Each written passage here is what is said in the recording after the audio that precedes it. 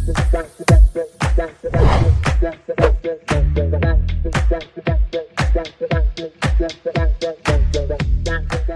I'm Claudia Bernett. I'm the founder of Pipas Labs, and today I'm going to talk about building creative technology capacity in Rio de Janeiro's favelas.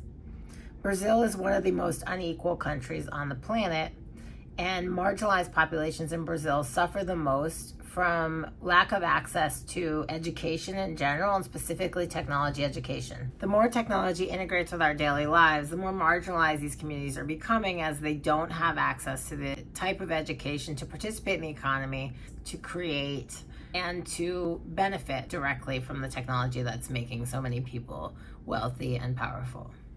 Pipas Labs creates creative technology educational kits. We distribute these kits in partnership with NGOs, school systems, foundations, and businesses in Brazil.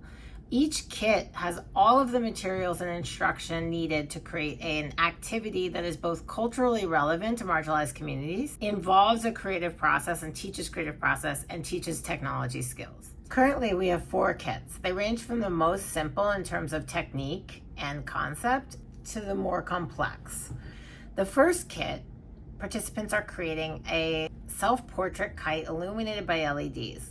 They're going through a process of self-expressing through the creation of a self-portrait. They're copying that self-portrait onto tissue paper, creating a kite, and building the most basic circuit that exists, which is a LED and a battery.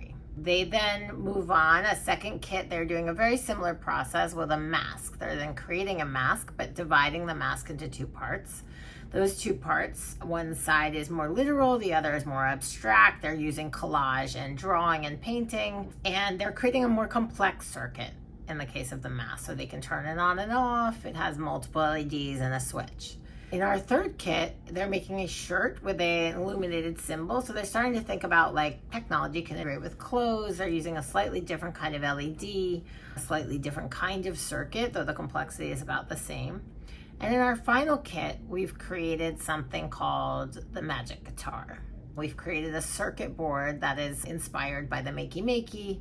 In this kit, they're able to create a box guitar, and using this circuit board, create any kind of sound that they want using Scratch. So they're starting to learn some concepts around programming, integrating that with physical materials, again, unifying those processes of creation, ideation, and programming, all with, again, a kind of theme about self-expression, about cultural relevance, so that these participants can understand that it's not just about learning to code and therefore being able to get a job, but actually their ideas are what are unique, and everybody has unique ideas, and their ideas are important and valuable. The kits also come with a beautiful manual, and in the manuals, each step has a step-by-step. It explains what's in the kit.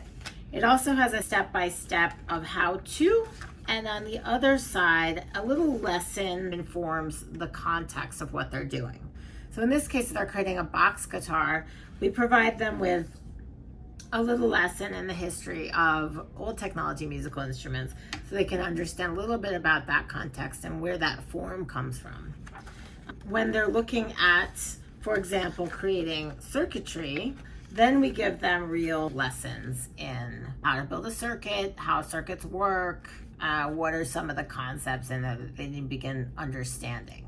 I created the project in 2015, inspired by Brazil's creativity, gambiarra, which literally means to invent something with whatever you happen to have. And I was really excited about kite fighting.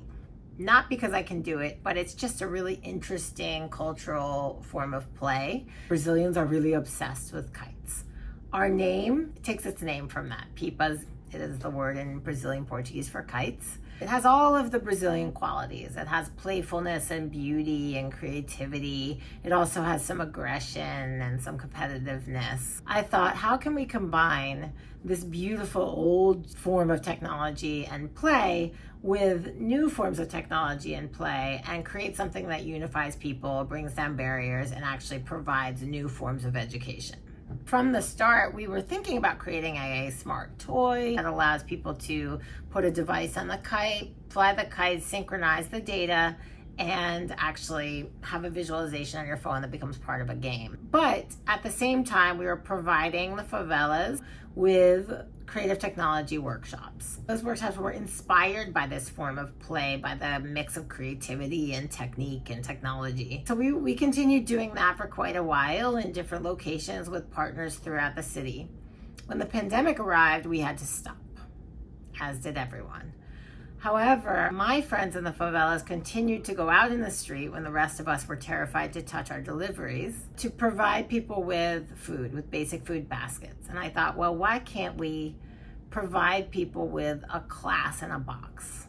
A kit is not a new idea, but our kits are a little bit new in that they really are for people in marginalized communities, with them in mind, with their forms of play and self-expression in mind, and combine a really strong side of creative process and creativity with technology. It's not just maker and it's not just robotic. We also do teacher training. We can provide the kits to schools, to teachers, to programs, and provide training so that they're able to actually use these kits over time in their curricula. We recently created a new partnership with an organization based in Sao Paulo called Mais Code that provides classes and programming for marginalized communities. So we're coming together from the creative technology side. They're coming from a side of job training. The two sides hopefully are coming together in a very powerful way. So we're exploring lots of models with them now. We're looking at providing kits to the school systems, to private schools as well as the public schools, but making sure to continue donating kits for free and providing them to programs for free. I hope it was interesting to hear about Pipas Labs. I would love to hear from anybody that wants to talk a bit more about the subject, anybody that wants to participate in the project. Thank you so much.